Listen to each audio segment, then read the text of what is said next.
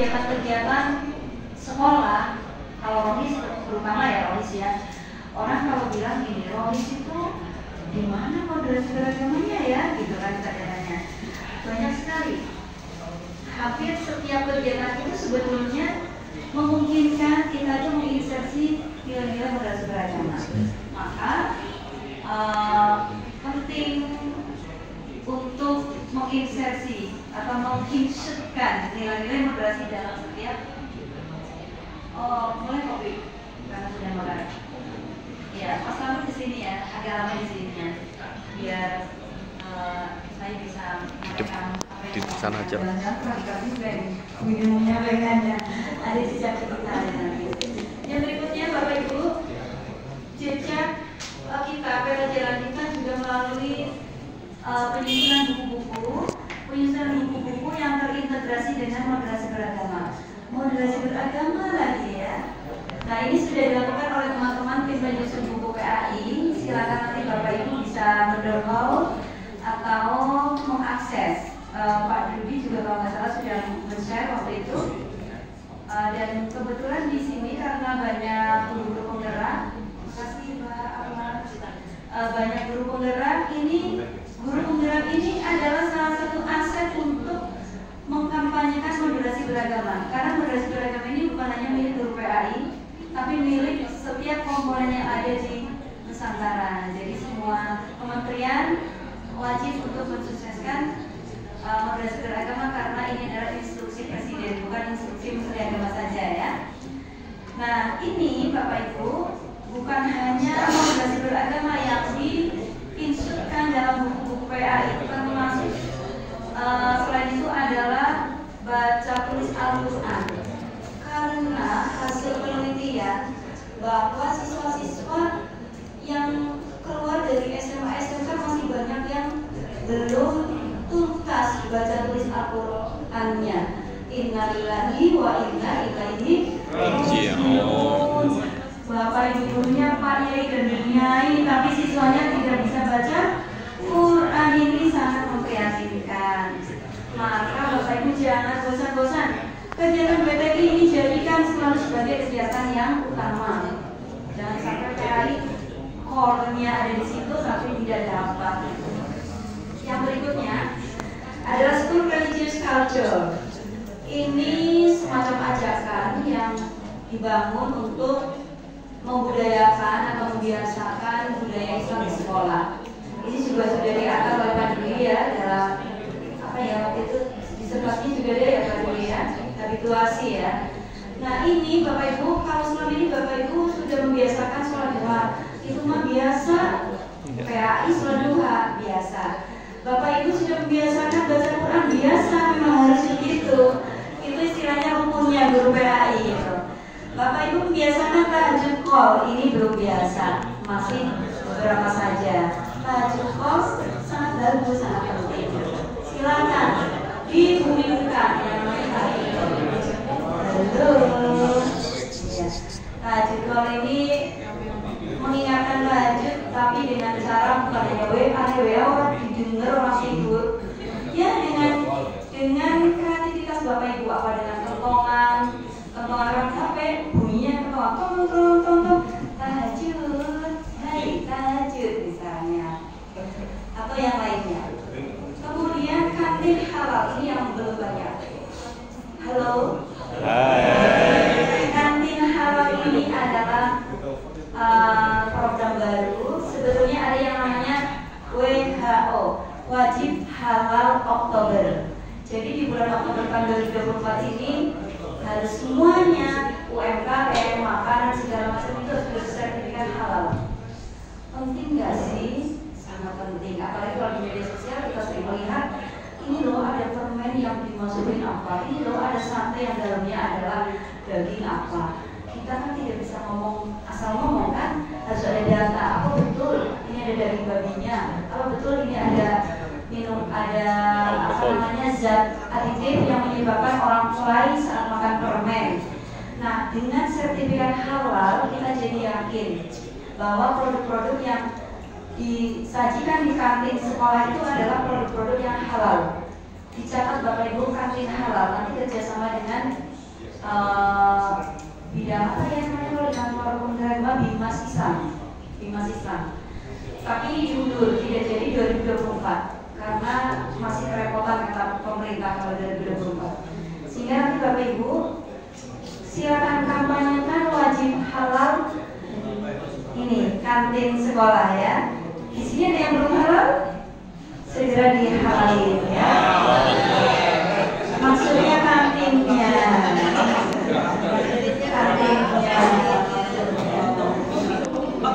Gitu ya. Terus zakat wakaf goes to school.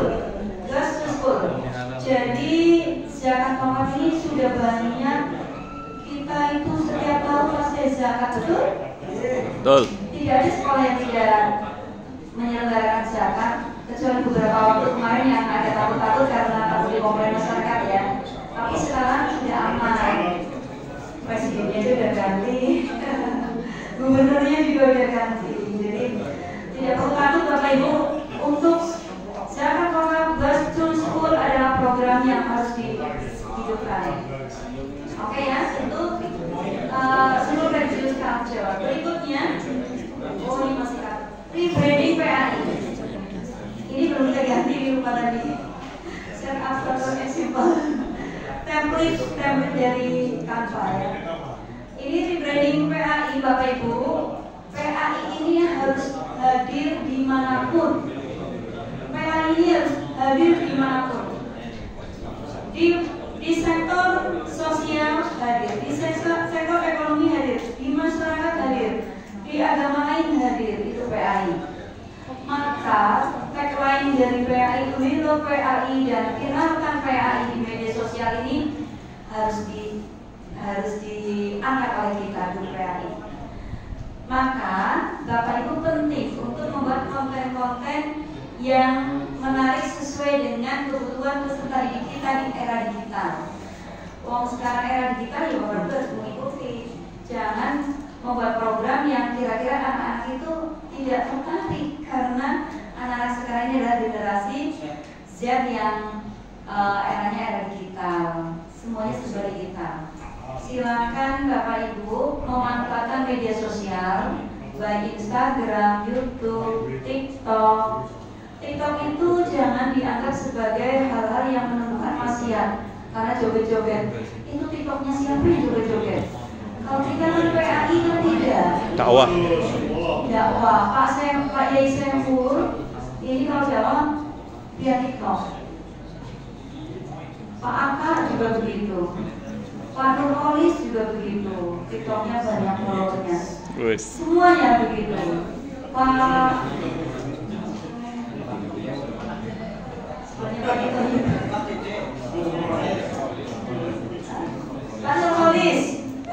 juga TikToknya banyak followernya. Ya sekarang punya, kalau sudah saya sebut kalau punya banyak malu dong kalau nggak begitu ya. Maksudnya kan begitu.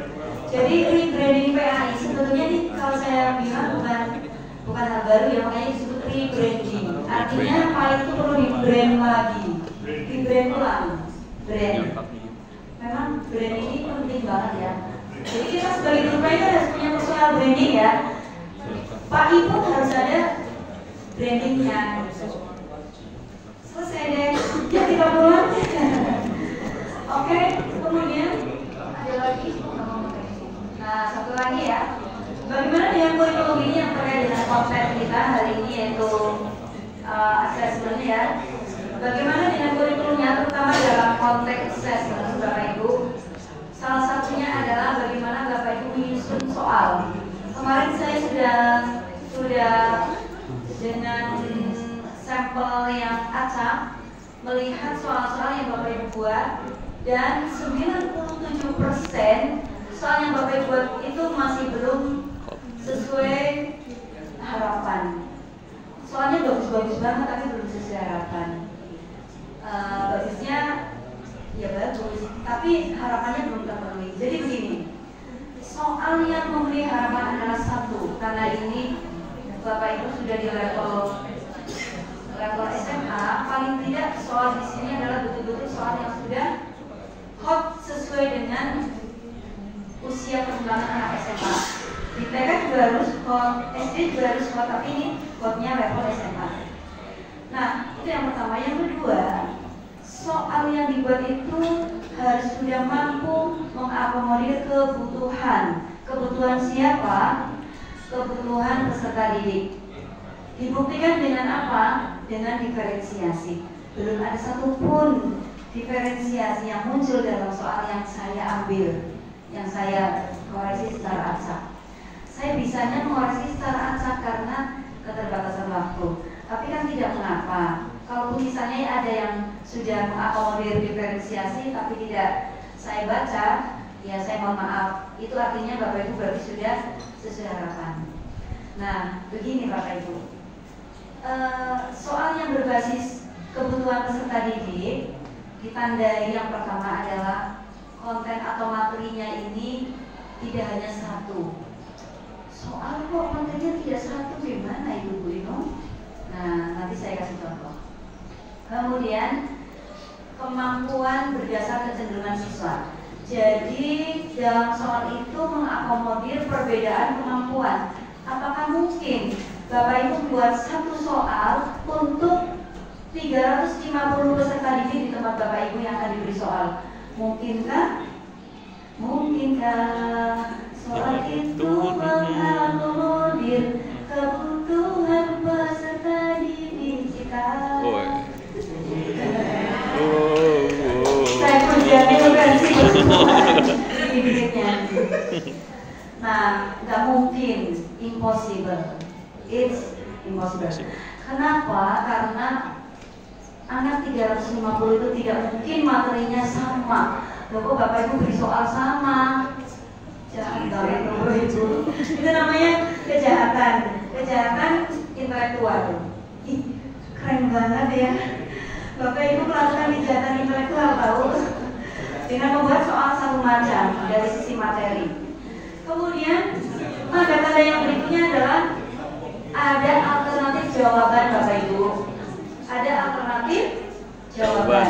Maka dari itu tidak perlu soal-soal itu terlalu banyak. Soal itu cukup misalnya 5 atau 10 paling banyak. Soal sampai 50 isinya kudu baik. Yang menyebutkan, sebutkan adalah berarti, nah sebutkan adalah berarti itu ciri-ciri soal yang lot karena hanya mengandalkan pengetahuan, knowing, pengetahuan ya. Ini kelihatan nggak? Kelihatan. Yang besar. Oh. Nah,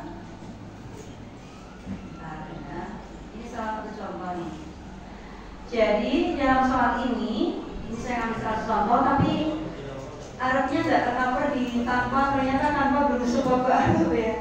Harus ada ini apa namanya? Yang pro. Tambahan apa namanya itu bisa, tapi ada tambahan ini tadi saya dalam waktu yang sangat singkat tidak sempat untuk itu.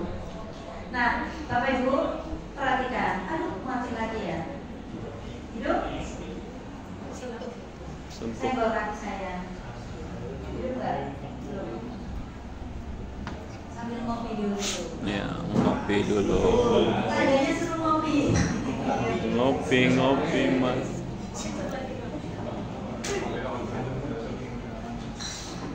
Nah, ya. Saya jadi kakinya nggak bisa gerak, takut nyenggol. Termasuk pada saya ini kalau gini-gini takut nyenggol gitu ya. Ini yang nyenggol. Karena tangan saya mengandung badai. Mengandung badai kalau nyenggol sendiri kalau susah gitu ya. Nah, coba perhatikan Quran surat An-Nur ayat 2 berikut ini. Maksud dari kutipan ayat tersebut surat An-Nur ayat 2 ya. Silakan Bapak Ibu yang punya soal ini kira-kira apa itu ini punya siapa ya gitu. Maksud dari kutipan ayat tersebut maksud Anda menanyakan maksud berarti itu soal apa? Soal dengan jawaban tunggal Iya nggak? Halo? Hai. Tanya apa maksud lo? Tanyanya ke Pak Amin. Saya tanya ke Pak Amin kan yang dimaksud ya menurut Pak Amin apa? Berarti kan satu jawaban tunggal, ya kan? Jawaban tunggal sih menjawab maksudnya. Terhadap pelaksanaan hukum bagi para pelaku zina jika mereka terbukti bersalah. Ini adalah menanyakan pengetahuan, bukan menganalisis. Halo. Hai. Ini menanyakan apa? Pengetahuan. Bukan tidak ada analisisnya. Tapi ini susah loh Bu. Kita mikirnya memang betul susah, tapi tidak analitis kritis. Susah tapi tidak analitis kritis. Menjawab soal ini tidak perlu menghubungkan konsep satu dengan konsep yang lain. Cukup hafal satu, udah selesai. Cukup paham satu, sudah selesai. Jadi itulah ketiga hotnya soal di sini. Itu yang pertama. Yang kedua, semua penjawab dipaksa untuk menjawab satu jawaban. Jadi tidak merdeka dong. Padahal kan harus merdeka belajar. Tidak ada pilihan jawaban. Semuanya harus menjawab sesuai dengan yang guru tentukan bahwa inilah yang paling benar. Betul? Betul. Halo. Hai. Setuju nggak bahwa yang saya katakan betul? Ya, jadi Bapak Ibu memaksa anak-anak jawab satu yang menurut Bapak Ibu guru betul. Nah, ini jawabannya kan salah satu di sini. Pelaksanaan hukuman tersebut harus dilakukan oleh aparat yang berwenang. Pelaksanaan hukuman hendaknya disaksikan oleh sebagian orang yang beriman. Hendaknya dilakukan setelah terdapat kesaksian. Hukuman dapat dilakukan setelah keluar korban dari pelaku. Hukuman berzina sudah bersuami tidak dilakukan.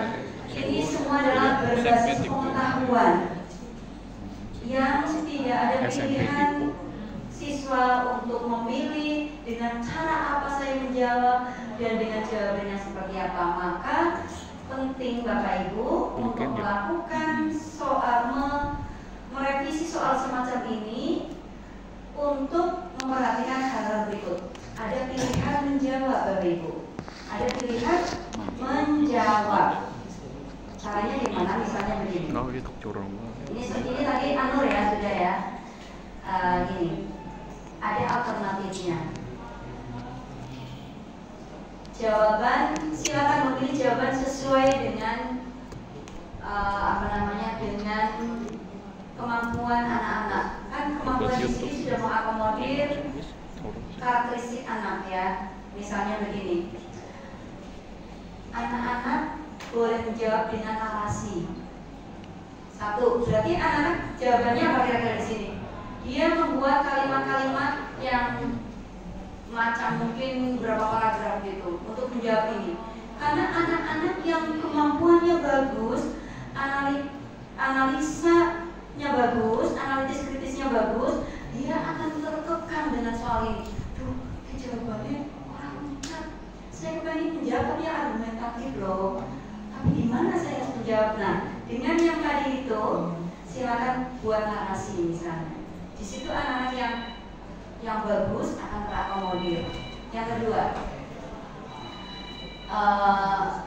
silakan jawab dengan membuat peta konsep. Berarti ini untuk anak-anak yang memiliki kecenderungan apa? Matematik logik. Matematik logik dia senang menjawab dengan peta konsep. Dibuat dena, zina misalnya, ini. Berikan ruang itu kepada anak-anak. Jawabannya berarti nanti mungkin ada mapping, ada mind map. Keren ya? Mind map. Untuk soal ini. Walaupun soalnya belum, tapi kalau di kemah dengan seperti ini tadi jadi hot. Kenapa jadi hot? Karena memberi ruang untuk anak-anak membuat analisis begitu. Kemudian yang berikutnya, silakan anak boleh menjawab dengan kartun. Kartun percakapan di mana di situ anak-anak jadi tertarik untuk menjawab. Misalnya kartun yang pertama gambarnya Pak Amin. Hai guys, kamu tahu Quran ini, ayat ini isi kandungannya apa? Terus yang salah jawab, aku tahu Pak Guru, saya tahu Pak Guru, yang sini apa, yang sini apa. Itu juga memberi ruang kepada anak-anak yang dia materi dengan gambar-gambar. Apakah putra-putri di tempat sekolah Bapak Ibu ada yang seperti itu? Pasti ada. Pasti ada anak-anak yang seperti itu. Beri mereka kesempatan untuk menjawab dengan cara itu. Ya. Berarti satu soal sudah tadi ada beberapa diferensiasi ya. Itu. Yang berikutnya, silakan anak-anak boleh menjawab dengan apa ya? Apa punya ide apa nih? Misalnya dengan PowerPoint. PowerPoint untuk menjawab ini, gila. Jawab kok pakai PowerPoint. Ini artinya apa? Memberi ruang kepada anak-anak yang mereka punya kemampuan untuk memvisualisasikan critical thinking mereka dengan cara membuat istilah paparan data yang anak-anak yang hobi presentasi saat menjawab soal seperti ini dia akan sangat senang. Idenya tuh muncul semua saat melihat PowerPoint. Apa ada anak yang kayak gitu? Ada nggak? Banyak Bapak Ibu. Banyak. Kita lihat mappingnya ada dalam otak kita. Bapak Ibu kan passionnya yang Bapak Ibu ya. Saya sambil PowerPoint munculnya juga ide semua tuh. Munculnya ide semua. Itu anak-anak pasti banyak yang seperti saya juga. Demikian pula yang tadi aku narasi. Jadi satu ayat Al-Quran surat An-Nur ayat 2 ini bisa menjadi beberapa alternatif jawaban. Bapak Ibu tidak perlu membuat soal sampai 50, 60 tapi isinya gitu-gitu aja. Satu soal ini bisa menjadi beberapa soal. Itu namanya alternatif jawaban. Mari kita buka lagi soal-soal di sini. Satu lagi ya, soalnya selesai. Model ini aku. Nah ini coba. Mau HP. Setelah itu bikin mau kertas. Oke, yuk kita lihat. Kelihatan dari situ? Kelihatan. Jelas? Banyak soalnya sikat. Cinta lagi. Cinta pada Allah Subhanahu wa Ta'ala merupakan perasaan yang ditandai dengan kebencian kepada yang dicintai. Ini jawabannya subjektif banget ya Bapak Ibu. Dan jawaban ini hanya salah 5 dari representasi ungkapan rasa cinta kita kepada Allah. Cinta kita kepada Allah itu tidak terbatas, unlimited Bapak Ibu. Maka kalau hanya dituangkan seperti ini mengunci cintanya anak-anak kepada Allah. Berikan anak-anak itu meluapkan cintanya kepada Allah melalui beberapa alternatif jawaban. Gimana jadinya? Cinta kepada Allah merupakan perasaan yang ditandai dengan ini kan? Bolehlah, ini tulis boleh atau mungkin dengan catatan yang lain. Silakan ungkapkan rasa cinta kalian atau Anda anak-anak ini ya dengan cara satu, ceritakan kehidupan sehari-hari yang menunjukkan bahwa Anda cinta Allah. Ini jawabannya hot loh. Kehidupan sehari-hari anak-anak kalian ini sudah amaliyah oriented banget. Amaliyah oriented. Bukankah pendidikan agama Islam itu substansinya adalah amaliyah, Bapak Ibu? Nah, beri mereka ruang menceritakan dia sehari-hari itu apa sih yang menunjukkan dia cinta pada Allah? 1, 2. Seperti yang tadi lah persis kan? 2. Buktikan cinta anak-anak dalam bentuk terserah, mau poster boleh, mau aktivitas anak-anak yang menunjukkan cinta, misalnya anak-anak sedang melakukan apa juga boleh. Pokoknya di situ intinya beri pilihan jawaban. Sesuaikan dengan passionnya anak-anak yang tadi suka nulis, atau bahkan boleh mengirim video, Bapak Ibu. Silakan kirim video. Kirimkan video yang menunjukkan bahwa anak-anak sedang melakukan aktivitas sehari-hari yang cinta pada Allah. Bagus nggak tuh? Bagus nggak? Bagus Bapak Ibu. Ini aksi nyata. Aksi nyata ini, aksi nyata. Begitu ya Bapak Ibu ya? Siap? Halo? Siap? Nanti misalnya kalau di SMP, SD itu masih ditegur ditegur sama pengawas sekolahnya yang laporan ke saya. Saya bilang, coba kasih nomor teleponnya pengawas sekolahnya, biar saya edukasi ya. Beberapa formil sudah saya edukasi tentang ini, bahwa anak-anak itu perlu diakomodir kebutuhannya. Oke, baik Bapak Ibu, guru-guru yang luar biasa hebat. Sudah cukup saya sampaikan. Silakan Bapak Ibu untuk membuat soal-soal yang seperti tadi, sehingga asesmen kita ini betul-betul asesmen yang holistik, mengakomodir kebutuhan peserta didik, bukan hanya sekedar bertanya tentang pengetahuan. Surat ini mengandung bla bla bla. Isi kandungan surat ini adalah itu penting banget memang. Tapi tambahan adalah ini dengan mengapa dan bagaimana. Jadi adalah ini penting, tapi tambah dengan bagaimana, kok bisa demikian, mengapa. Ini adalah pertanyaan-pertanyaan yang menggugah critical thinking. Seperti itu ya. Oke? Setuju? Nah, yang terakhir nih. Yang terakhir, setelah ini Pak Dr. Dudi akan mengajak teman-teman untuk berkunjung ke kita, ke BRKI. Jadi Gebiar PAI itu adalah milik kita semua, milik PAI yang harus didukung, harus dibesarkan. Ini hebat sekali guru-guru kita. Guru-guru kita, teman-teman kita itu membiayai ini sendiri Bapak Ibu. Begitu dirilis datang siapa yang mau nyumbang, berbondong-bondong pada nyumbang. Sudah puluhan juta dapat itu. Luar biasa, saya apresiasi sekali pada guru-guru kita yang luar biasa. Ternyata tidak seperti yang dibayangkan. Guru PAI itu diminta kayak gitu langsung tulis. Untuk apa Pak Sembur langsung kirim TV, kirim tenda, kirim ini itu. Pak Selamat juga kemarin kirim nasi juga ada, kirim nasi untuk makan siang. Ini adalah bentuk keikhlasan Bapak Ibu guru yang harus kita apresiasi. Terima kasih. Nah, di sini kodenya PAI nanti diramaikan ya Bapak Ibu ya, kita bersama-sama ke sana. Tulis daftar hadir dan pesan-pesan. Barcode-nya sudah ada, belum dari sekarang sudah bisa, tapi nanti tidak ada. Oh ya, sudah ya. Silakan dikirim, nanti tulis pesan-pesannya setelah lihat.